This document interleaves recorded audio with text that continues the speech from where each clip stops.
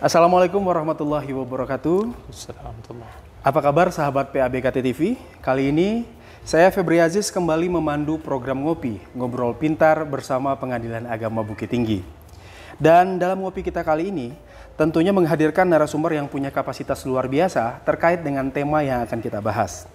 Kembali yang menjadi narasumber kita adalah Wakil Ketua Pengadilan Agama Bukit Tinggi, Dr. Salman SHIMA, yang tentunya juga dikenal dengan Ustadz Salman Tuan Kurajo, salah satunya di akun YouTube beliau. Dan sebelum memulai, Aji mau mengingatkan kembali agar sahabat PABKT TV lebih dekat lagi dengan Pengadilan Agama Bukit Tinggi, bisa mengikuti dan memantau aktivitas Pengadilan Agama Bukit Tinggi melalui media sosial kita di Facebook Pengadilan Agama Bukit Tinggi, kemudian IG, X dan TikTok di @PA_Bukittinggi, kemudian di Telegram kita di @PA_Bukittinggi. Dan di program Ngopi kali ini, kita sapa dulu narasumber kita. Assalamualaikum Pak. Waalaikumsalam warahmatullahi wabarakatuh. Aji. Bagaimana kabarnya Pak? Sehat Pak? Alhamdulillah sehat. Baik Pak. Sebelum kita lanjutkan obrolan kita Pak, yang namanya Ngopi, Ngobrol Pintar bersama Pengadilan Agama Bukit Tinggi ini nggak afdol kalau nggak ada kopi di meja kita Pak. Untuk itu, kita minta tolong sama Wanda untuk mengantarkan kopi. Dan kembali sahabat PABKT TV, Aji ingatkan kembali kepada Anda semua bahwa series Ngopi ini bukan series yang pertama. Tapi Anda juga bisa melihat series-series sebelumnya di Pengadilan Agama Bukit Tinggi di akun YouTube kami.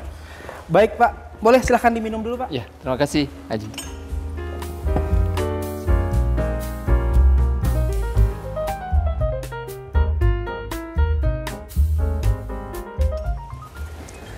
Dan sahabat PABKT TV dimanapun Anda berada, untuk tema yang akan kita bahas di kesempatan Ngopi kali ini adalah sebab-sebab perceraian. Untuk itu, narasumber kita, Bapak Salman, sekaligus Hakim di Pengadilan Agama Bukit Tinggi menjadi narasumber kita pada kesempatan kali ini. Pak, mungkin kita langsung saja masuk ke tema atau judul Ngopi kita pada sore hari ini, yaitu sebab-sebab perceraian.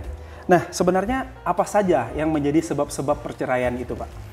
Baik, terima kasih Haji. Assalamualaikum warahmatullahi wabarakatuh. Alhamdulillah alamin. Wassalatu wassalamu ala asyrafil anbiya'i wal mursalin wa ala alihi washabbihi ajma'in. Asyhadu an la ilaha illallah wahdahu la syarika lah wa asyhadu anna Muhammadan abduhu wa rasuluhu la nabiyya ba'dah. Laqad qala Allah ta'ala fil Qur'anil Karim, a'udzu billahi minasyaitonir rajim. Bismillahirrahmanirrahim. Walladzina jahadu fina lanahdiyannahum subulana wa innallaha lamal muhsinin. Shadaqallahul azim. Terima kasih banyak Haji atas pembukaan yang telah disampaikan.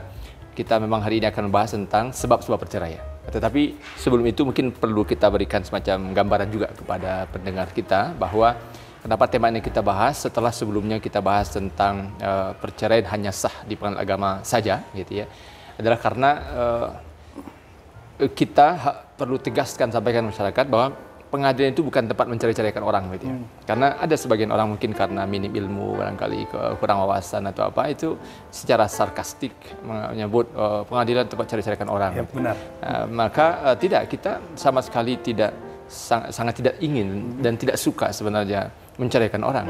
Tetapi karena memang negara memberikan amanah kepada pengadilan agama untuk menyelesaikan problem masyarakat ketika tidak ada lagi solusi lain, maka Pengadilan Agama menjalankan amanah itu secara maksimal.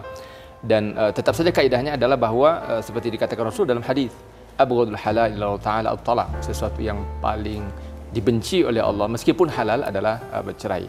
Dan karena itu sebenarnya ketika kita hari ini akan bicarakan tentang sebab-sebab perceraian, kita berharap dengan pembahasan ini mudah-mudahan angka perceraian semakin bisa ditekan, begitu ya. Atau kalau di kita seperti juga sebelumnya dengan Pak Dr. Yengki ya, dibahas tentang mediasi, kita berharap mediasi kita semakin banyak berhasil sehingga kalaupun perkara itu datang ke pengadilan tapi bisa ditekan, gitu. Baik. Nah, apa saja sebab-sebab perceraian? Sebenarnya banyak sekali ya, tapi setidaknya kalau kita akan coba sebut beberapa di antaranya, misalnya tentang lemahnya iman ya. Saya lebih cenderung menyebutnya dengan sebutan du'aful iman wa qillatul ilm. Pertama, lemah iman, komitmen beragama yang minim, gitu ya. Kemudian rendahnya pengetahuan dan wawasan masyarakat. Kemudian juga kesulitan ekonomi, termasuk juga perselingkuhan, suami selingkuh di kantor, istri selingkuh di tempat kerja dan sebagainya. Juga kekerasan dalam rumah tangga. Tidak hanya laki-laki, tapi juga perempuan. Perempuan juga ada yang walaupun relatif masih sangat jarang, tapi kekerasan rumah tangga termasuk juga penyebab perceraian. Juga intervensi pihak ketiga ya. Pihak ketiga mungkin karena orang tua terlalu memanjakan anak ketika ada masalah di rumah tangganya lalu tidak tega dan ingin segera ingin membantu menyelesaikan, dan itu justru malah memperburuk situasi. Kemudian juga komunikasi yang buruk antara suami istri ya. Juga penggunaan media sosial yang tidak bijak. Ya, mungkin terlalu aktif tapi tidak difilter bagaimana menggunakan Instagram, TikTok, dan sebagainya, kemudian malah itu memicu perceraian. Kemudian juga suami yang tidak bertanggung jawab ya, dia tidak menjalankan tugasnya untuk memberi nafkah. Di sisi lain istri yang tidak bersyukur ya, kewajiban di nafkah dalam Islam ditugaskan, diperintahkan kepada suami. Tapi mungkin suaminya sudah bersungguh-sungguh tetapi istrinya malah tidak bersyukur, merasa kurang terus. Termasuk juga judi online ya. Judi online itu juga masuk juga yang menjadi di antara penyebab perceraian. Itu diantaranya aja. Artinya sebab-sebab perceraian ini juga update gitu ya Pak ya? Seperti media sosial, judi online, pokoknya permasalahan yang ada di rumah tangga. Nah, kemudian kira-kira kalau untuk alasan Pak, apa saja sih alasan perceraian itu bisa terjadi gitu Pak? Iya, baik, menarik ini.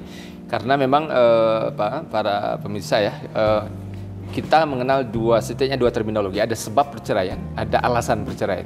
Nah, kalau sebab itu faktor yang memicu dan mendorong terjadi perceraian, itu sebab ya. Sementara kalau alasan itu dasar atau pertimbangan yang dimiliki seseorang untuk mengajukan gugatan cerai ke pengadilan.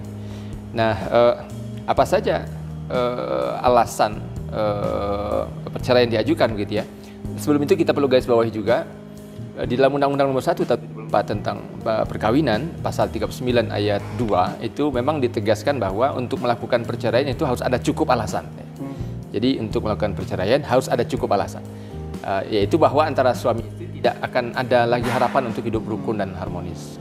Maka apa saja alasan-alasan itu? Nah, itu kemudian yang diuraikan dalam Peraturan Pemerintah Nomor 9 Tahun 75 yang merupakan aturan pelaksana dari Undang-Undang Nomor 1 itu. Ada 6 di situ ya. Ada 6 poin yang diuraikan sebagai alasan seseorang boleh mengajukan perceraian. Pertama, salah satu pihak atau pasangan melakukan zina atau menjadi pemabuk, pemadat, penjudi, atau melakukan perbuatan lain yang sukar untuk disembuhkan. Yang kedua, salah satu pihak meninggalkan pihak lain selama 2 tahun berturut-turut tanpa izin pihak lain dan tanpa alasan yang sah, atau karena hal lain di luar kemampuan. Kemudian yang ketiga, salah satu pihak atau pasangan mendapat hukuman penjara 5 tahun, hukuman pidana ya, 5 tahun atau hukuman yang lebih berat setelah perkawinan berlangsung. Yang keempat, salah satu pihak atau pasangan melakukan kekejaman, tadi KDRT, kekejaman atau penganiayaan berat yang membahayakan pihak lain. Lalu yang kelima, salah satu pihak atau pasangan mendapat cacat badan atau penyakit dengan akibat tidak dapat menjalankan kewajibannya sebagai suami atau istri. Nah, yang keenam, antara suami dan istri terus-menerus terjadi perselisihan dan pertengkaran dan tidak ada harapan untuk hidup rukun lagi dalam rumah tangga. Itu dalam PP 975 itu ya. Yeah. Nah, di dalam kompilasi hukum Islam itu ada dua poin lagi yang ditambahkan, yaitu murtad dan melanggar talak. Jadi kalau salah satu pihak itu murtad atau melanggar talak itu juga bisa menjadi alasan terjadinya perceraian. Oke. Begitu sahabat PABK TV, baru saja dijelaskan ya oleh narasumber kita Bapak Salman bahwa ada sebab dan juga alasan. Walaupun tadi Bapak sudah menjelaskan secara ringkas mengenai apa sih beda sebab dan alasan. Mungkin bisa dijelas atau dielaborasi lagi Pak, sebenarnya beda antara sebab dan alasan perceraian itu seperti apa sebenarnya, biar sahabat PABK TV lebih paham lagi nih Pak. Ya, baik. Jadi apa beda antara sebab dengan alasannya? Sebenarnya agak samar memang, agak samar. Tetapi satu hal yang paling pasti dan bisa kita amati, dan tadi mungkin sahabat PABK TV juga bisa lihat tadi ya. Kalau kalau alasan itu memang secara eksplisit dicantumkan di dalam peraturan perundang-undangan. Dalam undang-undang tadi Undang 174 dijelaskan bahwa perceraian harus ada alasan. Kemudian di PP 975 juga dijelaskan 6 alasan, kemudian ditambah dengan 2 lagi poin di kompilasi hukum Islam. Sementara kalau sebab, nah itu relatif lebih abstrak. Jadi kan kalau sebab itu sesuatu yang memicu ya. Kalau alasan itu dasar atau pertimbangan seseorang mengajukan perkara. Jadi kalau alasan itu diakomodasi oleh peraturan undang, sehingga ketika seseorang mengajukan perkara maka harus disebutkan situ apa alasannya. Nah, sementara kalau sebab itu biasanya adalah hasil dari pengamatan kita. Biasanya hakim menyimpulkan itu setelah pemeriksaan perkara berlangsung, maka kita ini sebenarnya karena lemah iman, minim pengetahuan, karena perselingkuhan, Nah, meskipun ada bagian-bagian yang agak mirip ya, seperti tadi kekerasan, misalnya, KDRT. KDRT diakomodasi sebagai alasan, tetapi juga memang realnya itu sesuatu yang memang menjadi penyebab dari perceraian. Jadi memang ada sisi-sisi yang mirip antara sebab dengan alasan. Tapi yang pasti adalah kalau di dalam peraturan perundang-undangan, alasan itu eksplisit disebutkan. 6 poin di PP 975 ditambah 2 poin di Kompilasi Hukum Islam. Baik, Pak. Kemudian Pak, kan alasan tadi sudah diakomodir oleh peraturan perundang-undangan. Iya. Nah, untuk membuktikan alasan perceraian itu bagaimana, Pak? Iya, baik.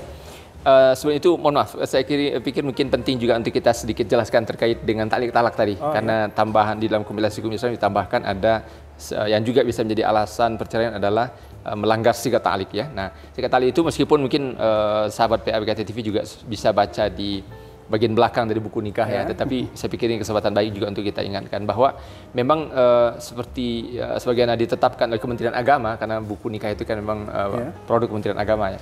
Ada 4 hal yang kemudian dijadikan sebagai kondisi yang kalau kondisi itu dilanggar maka seorang istri bisa mengajukan perkara ke pengadilan. Nah, tadi sebagai alasan yaitu dilanggarnya sigat ta'lik, yaitu seperti mudah-mudahan masih ingat ya bapak-bapak khususnya karena yang baca ketika akad nikah, meninggalkan istri selama 2 tahun berturut-turut.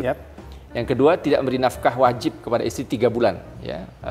Kemudian menyakiti badan atau jasmani. Kemudian yang keempat, membiarkan atau tidak mempedulikan istri selama 6 bulan. Nah, tetapi tetap seperti kita bahas dalam ngopi sebelumnya, itu harus ada si istri harus mengajukan perkaranya ke pengadilan gitu ya. Karena sebagian orang Aji itu salah paham, dianggap kalau suaminya sudah pergi 2 tahun otomatis jatuh talak gitu. Tidak. Istri harus datang ke pengadilan, dia ajukan gugatannya ke pengadilan agama, kemudian disidangkan, kemudian proses dan sebagainya, kemudian kalau kemudian gugatannya diterima dan dia membayar iwat Rp10.000, baru jatuh talak. Satu. Jadi itu satu. Nah, tadi bagaimana membuktikan gitu ya, Haji? Sebenarnya ini tentu terkait dengan hukum acara, tapi mungkin mudah-mudahan bagus juga kalau sahabat PABKT TV dapat sedikit wawasan tentang hukum acara ya. Karena itu kan terkait dengan pembuktian sesuai dengan hukum acara. Masing-masing alasan tadi, 6+2 tadi itu, alasan orang mengajukan gugatan, itu masing-masing punya model pembuktiannya sendiri-sendiri. Seperti kalau seseorang dipidana 5 tahun misalnya, itu dengan dia ajukan salinan putusan pengadilan negeri bahwa suaminya misalnya atau sebaliknya istri misalnya, karena bisa saja suami itu dihukum pidana 5 tahun atau lebih, dengan cukup dengan menghadirkan salinan putusan dari pengadilan negeri itu sudah cukup. Jadi tidak perlu pakai saksi. Tapi kalau seperti perselisihan pertengkaran terus-menerus misalnya, itu harus menghadirkan saksi minimal 2 orang ya, yang mengetahui betul terjadinya perselisihan tersebut. Nah, tapi tadi dari 6+2 alasan tadi, masing-masing punya modal pembuktiannya sendiri, yang itu nanti itulah yang akan dilakukan oleh hakim di dalam pemeriksaan perkara. Artinya memang sahabat PABKT TV biar bisa mendapatkan pengetahuan secara holistik, tidak hanya nonton series ini aja Pak ya, tapi series sebelumnya juga harus ditonton oleh sahabat PABKT TV. Nah Pak, Bapak sudah menjelaskan tadi antara sebab alasan. Kemudian untuk faktor yang paling dominan Pak, yang menyebabkan perceraian di pengadilan agama ini apa sih Pak? Iya, secara kualitatif ya kita sebut, karena kalau data yang kuantitatif itu masih butuh penelitian yang lebih khusus ya. Selain juga kalaupun misalnya kita baca dari anggaplah misalnya laporan tahunan ya, dan sahabat PABKT TV kami undang ya sahabat semua, bagus sekali, dan kita terbuka di website kita tadi disebutkan Aji, di website kita setiap tahun itu laporan tahun yang kita upload di website.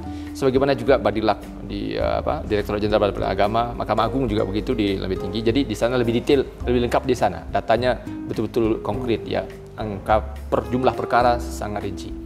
Tetapi gambaran kualitatifnya adalah penyebab ya paling dominan ya, yang menyebabkan orang bertengkar. Kesimpulan saya adalah tadi du'ful iman wa qillatul ilm, lemah iman, minim ilmu orang, dan ini sangat memprihatinkan memang. Kita sering tanya ke para pihak ketika dalam pemeriksaan itu, saudara penggugat atau saudara pemohon, termohon, penggugat, tergugat, bagaimana sholatnya terjaga enggak? Itu banyak sekali, mungkin bisa dikatakan sebagian besar itu sholatnya bermasalah.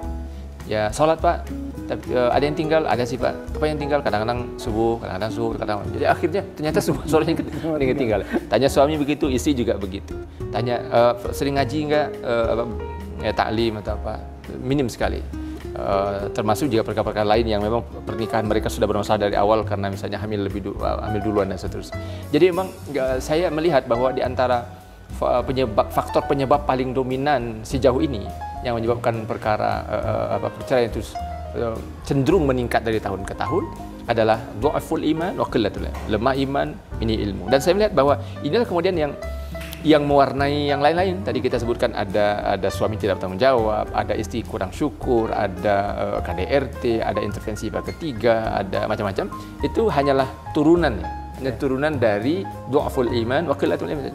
Iman yang minim, lemah, ilmu juga sedikit, sehingga si suami karena dia tidak sadar tentang kewajibannya untuk wajib menafkahi istri dan anak, ya dia kadang-kadang jam pulang ke rumah jam 2 malam karena di warung gitu ya, kemudian kerja berangkat jam 11 baru berangkat kerja karena tidurnya bangun kesiangan dan seterusnya, sehingga itu termasuk juga penggunaan media sosial tadi kan, Haji.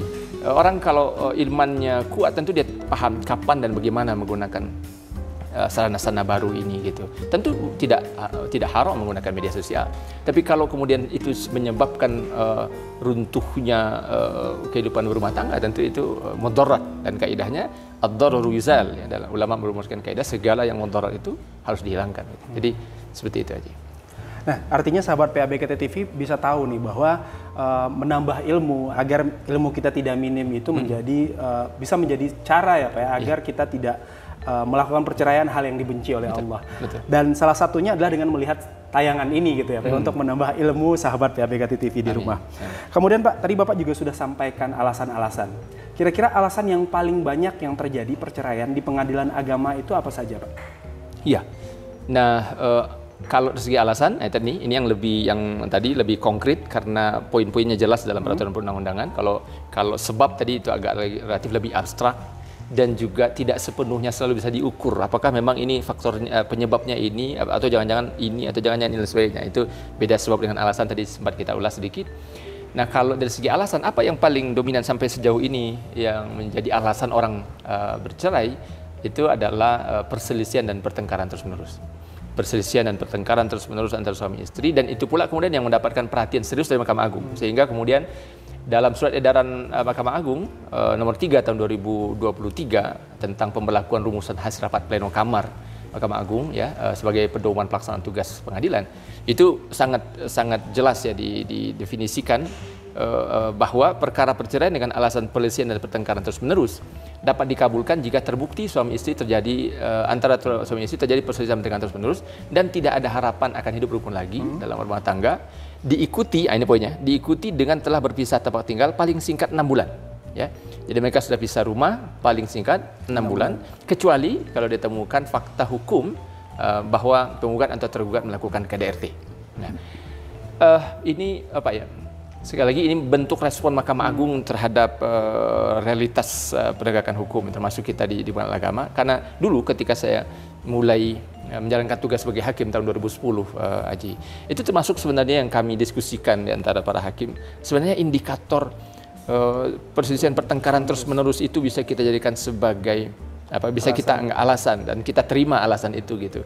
Apa gitu? Apakah misalnya orang pisah 1 bulan sudah dianggap cukup, disebut sebagai telah berselisih dan bertengkar terus-menerus, atau harus 2 bulan atau 3 bulan kah, atau seperti apa? Atau jangan-jangan kalau mereka mengatakan ya kami sudah tidak bisa lagi melanjutkan pernikahan ini, padahal baru sepekan pisah rumah misalnya. Nah, itu waktu itu kita masih sangat subjektif menilainya. Sampai alhamdulillah kemudian keluar surat edaran Mahkamah Agung nomor 3 tahun 2023 ini yang membuat hakim di seluruh Indonesia memiliki pegangan yang lebih jelas gitu.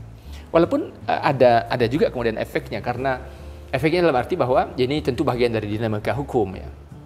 Efeknya adalah ada sebagian masyarakat yang tadi mereka tidak tahan istri atau suami atau istri, mereka merasa rumah tangga itu betul-betul sudah menjadi seperti neraka gitu ya, karena problem itu sudah demikian memuncaknya.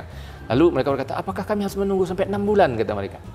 Ya, kita jelaskan. Biasanya kita jelaskan. Inilah cara kita memuliakan pranata pernikahan itu. Bahwa sebuah pernikahan yang Allah sebut sebagai mitsaqun ghalidha, ikatan yang sangat kuat itu tidak boleh berakhir sedemikian gampangnya gitu. Hanya sebulan, 2 bulan bertengkar atau sebulan, 2 bulan pisah rumah sudah kita putus. Padahal ini ikatan yang sangat suci, ikatan yang sangat mulia. Nah, tapi sebagian paham, tapi sebagian lagi tidak paham. Tapi ini ya bagian dari dinamika hukum. Artinya sebenarnya aturan ini juga menjadi tindakan preventif ya Pak ya, Iya. terhadap keputusan emosional yang diambil oleh pasangan suami istri jadinya. Betul, gitu ya betul. Pak ya. Nah Pak, kemudian ini mungkin pertanyaannya agak sedikit receh Pak, tapi perlu ditanyakan. Misalnya Pak, kalau orang bercerai tanpa alasan, atau misalnya tadi kan alasannya sudah diakomodir oleh peraturan perundang-undangan, mereka bilang saya bosan gitu, itu bagaimana Pak? Ya, ini justru menarik saya pikir pertanyaan Aji ya. Dan ini sering kita temukan di ketika wanita berkarang. Maksudnya kalau istilahnya sih ada mungkin bosan tidak secara eksplisit kata-kata. Biasanya mereka kadang itu kalau bahasa Minangnya labi untung Mbak. Gitu. Labi untung. Nasib kami ya takdirnya sudah kami harus bercerai kira-kira begitu. Tapi ada juga kadang-kadang di mediasi biasanya. Mediasi itu kita tangkap kesan bahwa seakan-akan dia sudah bosan dengan istrinya atau dengan suaminya. Bolehkah orang bercerai tanpa alasan atau mungkin cuma alasannya karena bosan gitu, pengen suasana baru? Suasana baru. Apakah boleh? Tidak boleh. Tidak boleh. Itulah sekali lagi yang menjadi poin penegasan, kembali kita sambungkan dengan pembahasan sebelumnya. Kenapa bercerai hanya sah di pengadilan agama saja? Kenapa? Karena seperti juga ditegaskan oleh Profesor Amir Syarifuddin dalam buku beliau Hukum Perkawinan Islam di Indonesia. Nanti sahabat PABKT TV bisa buka, cari buku itu, bagus sekali buku itu. Adalah pengadilan agama yang akan memastikan, memeriksa dan mencek apakah memang alasan yang terjadi atau kondisi yang terjadi itu sudah cukup untuk membuat mereka mengakhiri pernikahan atau tidak.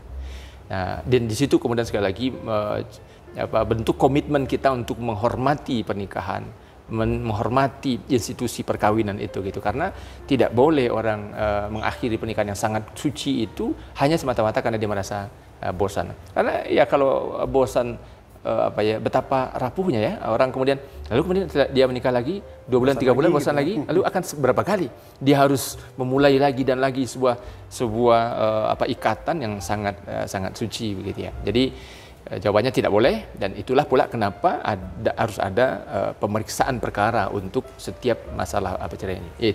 Dan itu hanya bisa dilakukan di pengadilan agama saja. Baik Pak, ini mungkin pertanyaan pamungkas atau pertanyaan terakhir kita Pak, terkait dengan tema kita sebab-sebab perceraian, yaitu kita bukan mengajarkan nih kepada sahabat PABKT TV bahwa bercerai itu sebabnya ini, alasannya ini. Tapi sebenarnya mungkin akan dirangkum dengan pertanyaan terakhir ini nih Pak, yaitu apa yang harus dilakukan oleh kita masyarakat, oleh sahabat PABKT TV di rumah untuk mengantisipasi terjadinya perceraian Pak? Iya. Jadi mungkin apa yang tadi Aji di awal sudah katakan, sahabat PABKT TV ya, bahwa justru pembahasan kita ini dengan kita jelaskan ini sebab-sebabnya, inilah alasan-alasannya, maka kalau kita akan bikin sebagai kalimat konklusif, maka jauhilah segala penyebab itu dan jauhi pula segala alasan itu.